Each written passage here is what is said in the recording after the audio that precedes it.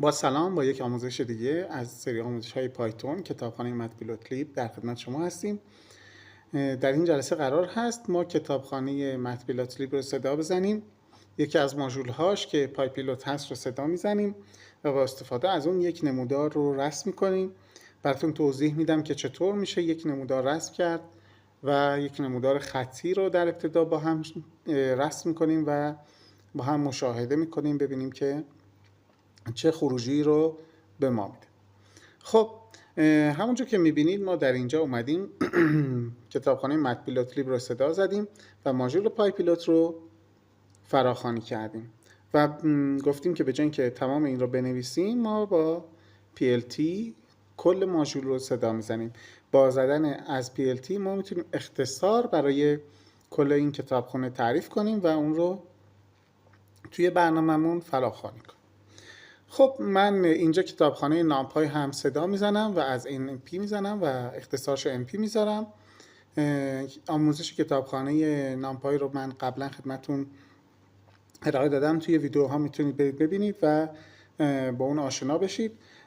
ما در ادامه کتابخانه های دیگه ای رو هم قرار خواهیم داد که به صورت سلسله‌ای اینها به هم مرتبط هستند و در کنار هم قرار هست که ما به جاهای خوبی برسیم انشاءالله. خب من اینجا کتابخانه نامپای رو صدا زدم. 2 تا آرایه تعریف میکنم. یک آرایه اولم رو از 0 تا 6 0 و 6 میذارم آرایه اولم رو و اسمش رو میذارم x پوینت، یعنی نقاط x هم. آرایه دومم رو عدد 0 و 250 میذارم و اسمش رو میذارم y پوینت. ببینید ما موقعی که توی متپیلوتلیب میخوایم شکلی رو رسم کنیم با دستور PLT پیلوت، ببینید این پیلوت برای رسم نمودارهای خطی. حالا من در ادامه نمودارهای مختلف هیستوگرام، میله‌ای، دایره‌ای و مدل‌های مختلفی رو که میخوام براتون توضیح بدم رو کدش رو اینجا بهتون میگم و میگم که به چه شکلی میتونیم ازشون استفاده کنیم. ببینید روی هر کدوم از دستورها هم وایسین با موس بیاین روش، میبینید که توضیحات خاصی در مورد اون دستور براتون میاره که من در ادامه جاهایی که حالا لازم هست دقیق تر اینها رو براتون توضیح میدم. مقدار اولی رو که ما با صدا زدن پیلوت قرار میدیم نقاط x مون هست. یعنی ما اگر روی نمودار بخوایم نقاط رو رسم کنیم اول میگیم x ما چه نقاطی باشه، بعد میگیم y ما چه نقاطی باشه. به این صورت که ما اینجا x پیلوت و y پیلوت رو به نرم افزار میدیم، به برنامه میدیم و توضیح میدیم که چی باشن. حالا x پیلوت ما چی بود؟ 0 بود و 6 بود و y پیلوت ما هم 0 بود و 250 بود که ما بعد با دستور پیلوت شو میتونیم این نمودار رو نمایش بدیم. الان من کل این دستورات رو ران میکنم ببینیم خروجی که به ما میده چی هست. توجه داشته باشید که وقتی که شما یک نمودار رو میخواین رسم کنید، خب ما الان یک خط میخواستیم رسم کنیم، پس باید نقطه اولش که 0 0 و نقطه دومش که 250 y یعنی ارتفاع و 6 xش هست.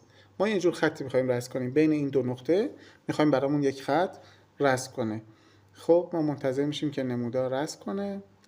من فکر کنم که من اینو ران نکردم. تازه ران شد. الان که نمودار رو رسم کرد، روی نمودار بیشتر براتون این موضوع رو توضیح میدم و این اعداد و این بخش کد رو بیشتر توضیح میدم که به چه شکل روی نمودار میتونیم اینها رو تغییر بدیم و مشاهده کنیم که خروجی به شکل. خب میبینید که نمودار ما با نام فیگور 1 باز شد. من این رو میارم این سمت که توضیحات رو براتون بده. ببینید ما اومدیم گفتیم یک نمودار x داریم و یک نمودار y داریم. y ما گفتیم از 0 تا 250 دو نقطه دادیم، یکیش نقطه 0 یکیش نقطه 250 و x ما گفتیم 2 تا نقطه روی نمودار هست، یکیش 0 یکیش 6.